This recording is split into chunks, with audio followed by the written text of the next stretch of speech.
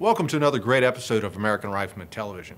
Now, the Colt Commander has been with us for about 70 years, but changes in ammunition, in particular 9mm, have made this gun more relevant than ever. This week in our feature story, Joe Kurtenbach will head to Gunsite to shoot the modern Colt Commander. For this week's Rifleman Review, we head to the range with a Rock River RUK. Now, this is a 9mm pistol built on that company's AR platform. The Steyr AUG was introduced in 1977, and this futuristic-looking bullpup is just as modern today as it was back then. And it's our I Have This Old Gun this week. But right now, let's head for Gunsite.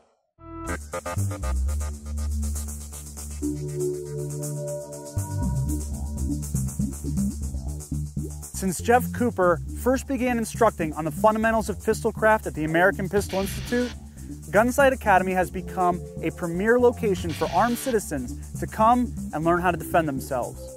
This week we're on location at Gunsite Academy. We're checking in on our friends and on the operation, and we're joined by the folks from Colt to find out about a couple of very cool new guns.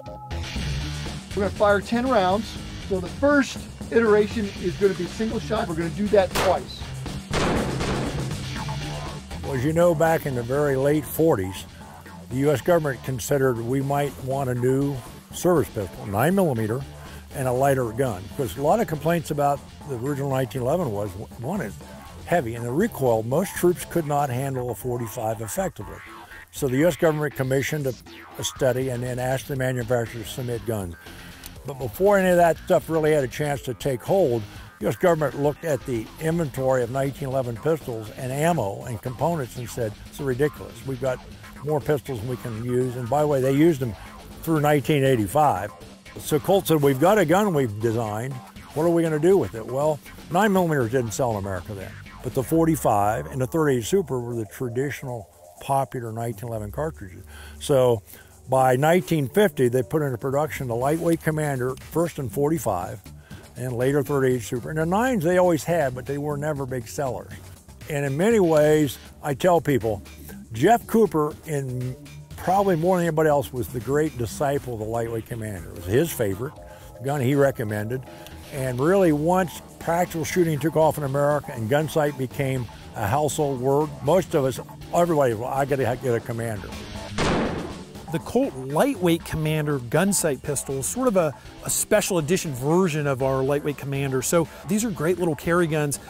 We kind of do it in concert with Gunsite here. Of course, the instructors and the folks that own and run Gunsite have basically all the input into what goes in these pistols. They've really done a great job of kind of coming up with a feature set that's right for a facility like this, where you're going to go and you're going to shoot classes and you're going to shoot drills, and you've kind of got the features you need, and you're kind of skipping all the ones, all the glimmer and glitz that maybe some other things have.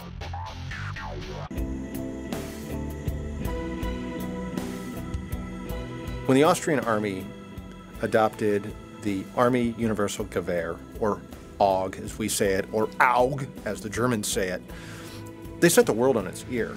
This is a gun that was revolutionary, not just in its lines, and not just in being a bullpup, but in its construction. Because most of the gun, including a lot of the fire control components, except for things like pins and springs, are made out of polymer. Here you have an Army rifle intended for very rough service. Frankly, in some of the most inhospitable places on Earth. I've been to the Alps. I don't want to live there. This is a polymer gun that's expected to work all the time in the Alps, and it did.